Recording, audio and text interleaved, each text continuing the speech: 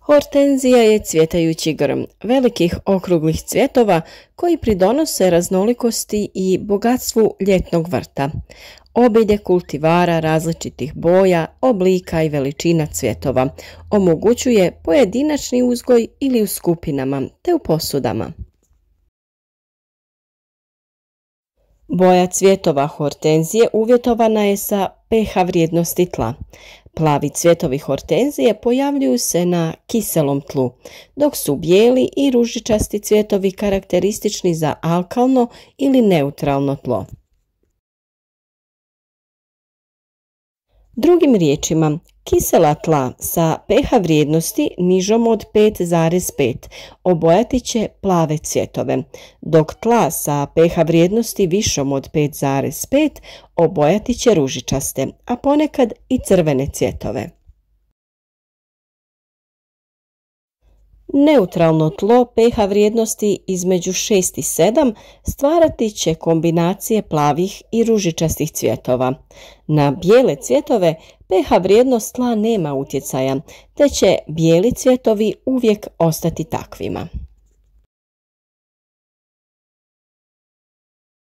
Vjerujem da vam je poznato da neke biljke bolje uspijevaju na kiselim tlima, a većina najbolje uspijeva na neutralnom tlu.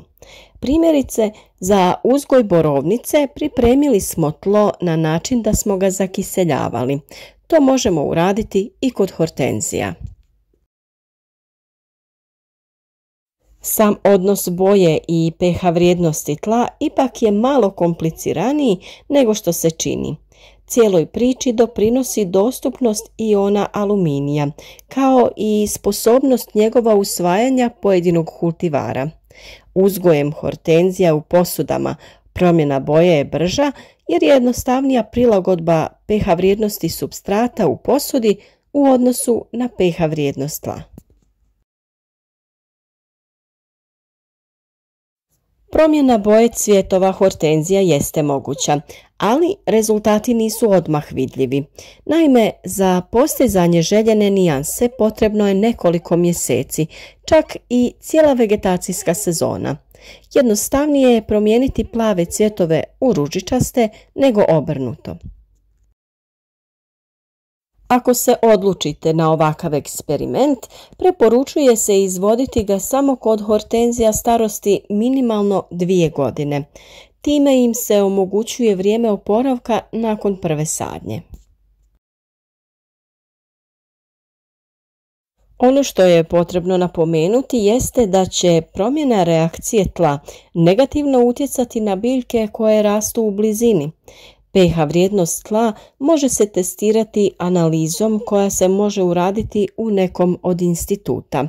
Mi to radimo kod većih plantaža nekog voća ili povrća. Za manji broj biljaka može se uraditi i test pomoću octa i sode bikarbone. O tome imate poseban video na našem kanalu. Nakon određivanja pH vrijednosti tla može se dodati aluminijev sulfat u tlo kako bi se sam pH snizio. Aluminijev sulfat se prema uputama pomiješa sa vodom te zalije u području oko korijena biljke. Zatim se dodaje gnojivo sa visokim udjelom kalija i niskim udjelom fosfora, čime se održava intenzitet plave boje. Održavanje hortenzije nije nimalo komplicirano. Dovoljno je u proljeće uraditi prorjeđivanje i uklanjanje starih izdanaka. Uz to uvijek radimo i okopavanje prostora oko biljaka te dodavanje stajskog đubriva. Ukoliko ste propustili video na temu orezivanja hortenzija koji smo radili u proljeće, potražite ga na našem kanalu. Za zakiseljavanje tla može se dodati gnojivo za kulture koje zahtijevaju kiselu reakciju tla.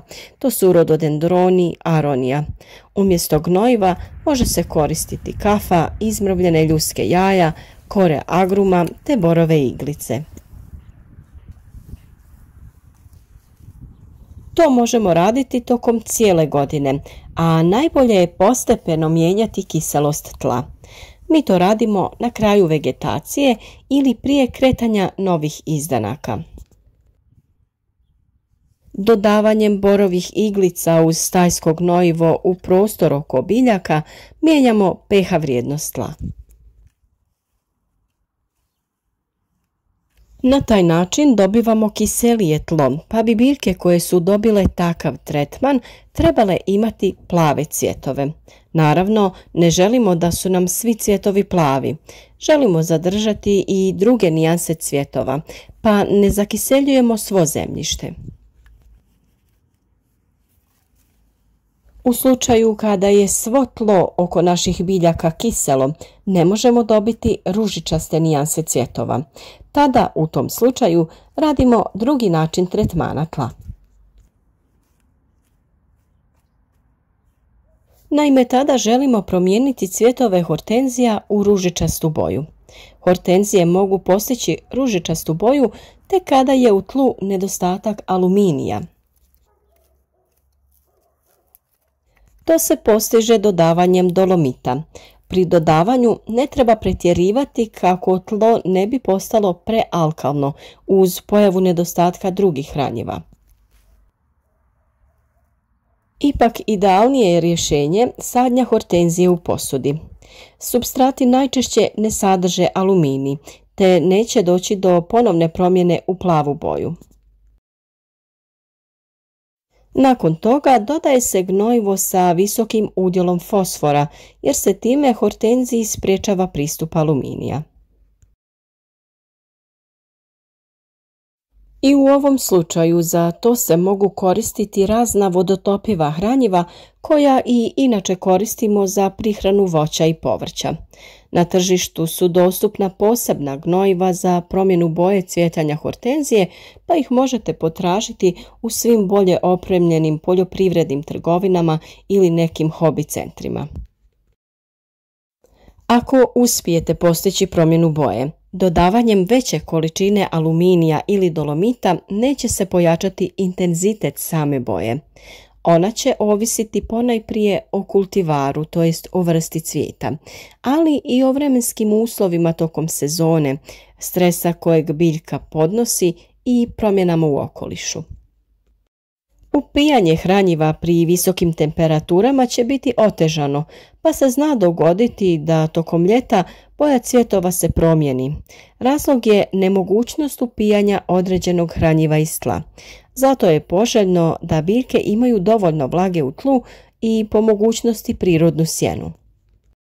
A u narednom videu o hortenzijama pokazati ćemo vam najjednostavniji način na koji se razmnožavaju, pa vas zato pozivam da ostanete s nama. Ako već niste, zapratite naš kanal klikom na subscribe, a ako vam se video svidio, kliknite na like i ostavite komentar. Pišite nam o bojama vaših hortenzija i drugog cvijeća u vašem vrtu.